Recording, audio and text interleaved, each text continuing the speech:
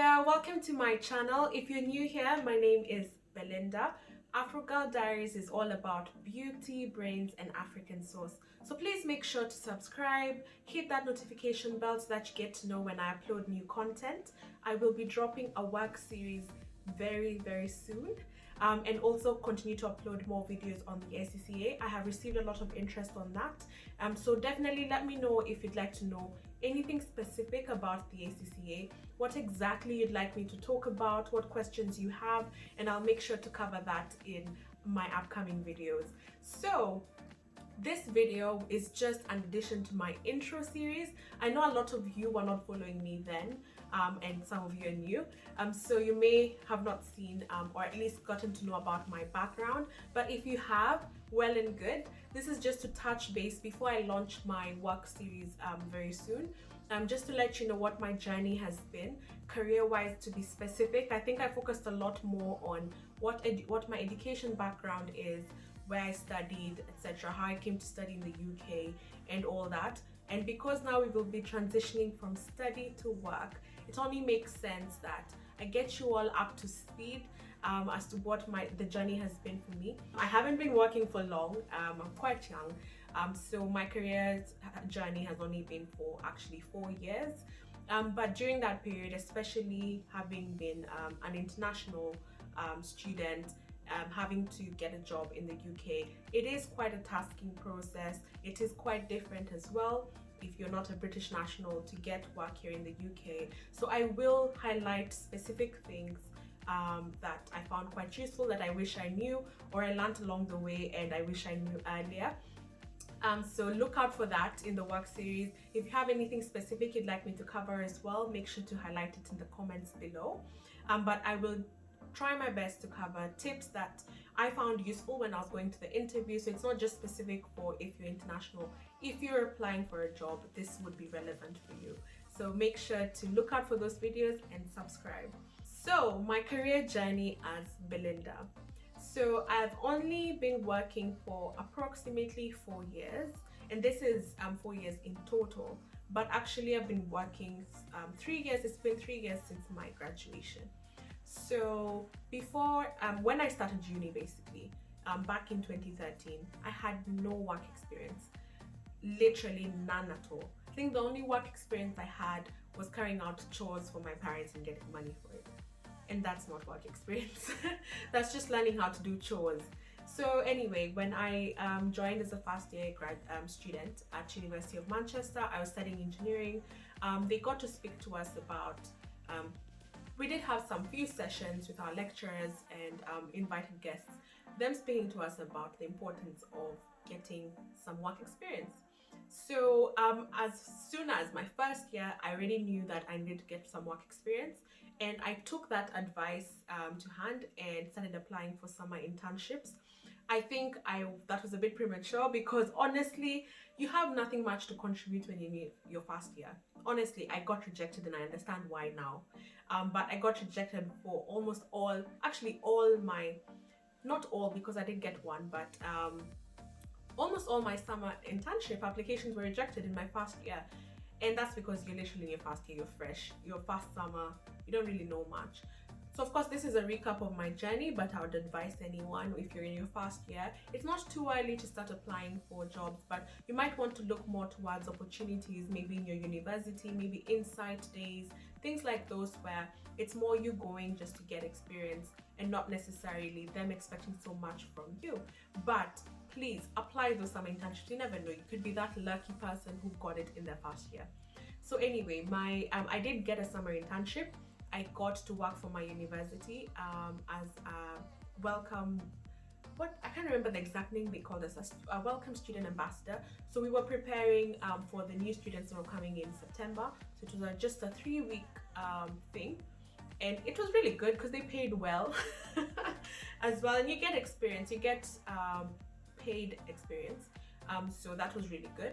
Also, I went back home to Kenya during that summer and I managed to apply for an internship. I got one with British American Tobacco back home in Kenya. I did it for 1 month and then of course I had to fly back to do now the 3-week thing that I had with my university. So my first summer in uni was very busy. But it was needed. It was definitely needed. So of course, when I was applying for my undergrad, I didn't know about industrial placements, and up to this point I didn't know much about industrial placements. However, in my second year, a lot of my fellow colleagues, students, classmates, oh gosh, it's been a while, but a lot of my fellows classmates were preparing to apply for their placements. And I was wondering, industrial placement, what's this placement thing? And when I found out more information, I found out actually you can take a gap year in university and basically go get experience. So if you're from Kenya, this is similar to what we call attachment. So for a whole academic year, you're out of uni and you're working, and it should be relevant to the course that you're getting. So it's ideally basically working in the industry, applying what you've learned in industry, seeing how it is. And it does count towards your grade. So you can't just go 1 year and you're working in a cafeteria. It has to be, unless you're studying something related to that. So it has to be something that adds to your degree. Otherwise, the university won't award you that industrial year in your degree, in the title.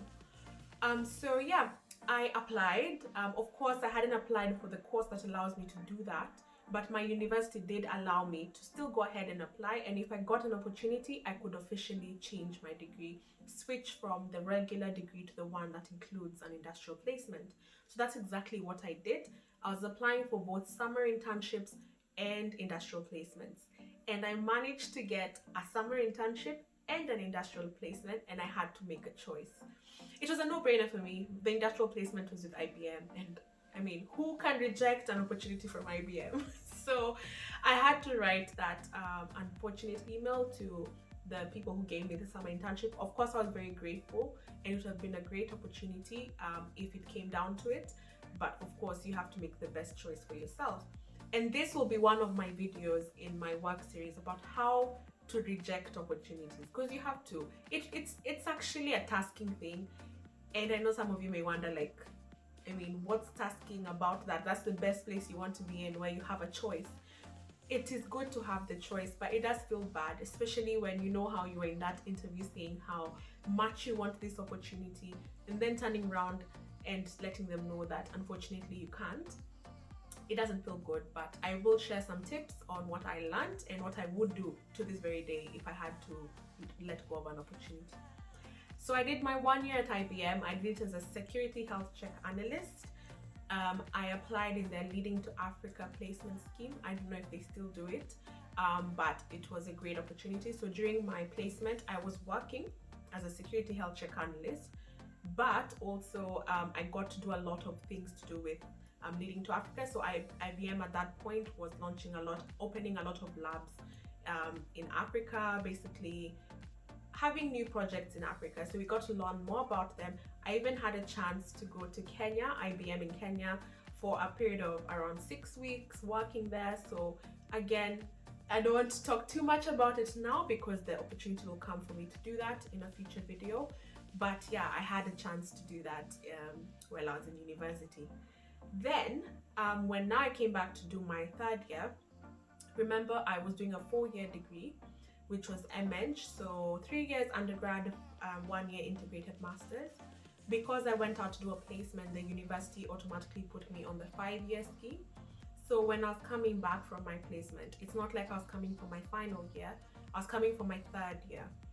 But I knew in my mind I wanted to graduate. Like, I didn't want to stay another 2 years. I just tasted money and I was like, you know what, I should be working. Anyway, that's not the only reason, but I did realize that I want a future in technology consulting, and of course here I'm studying engineering. It's not necessarily in line with that, but it's relevant.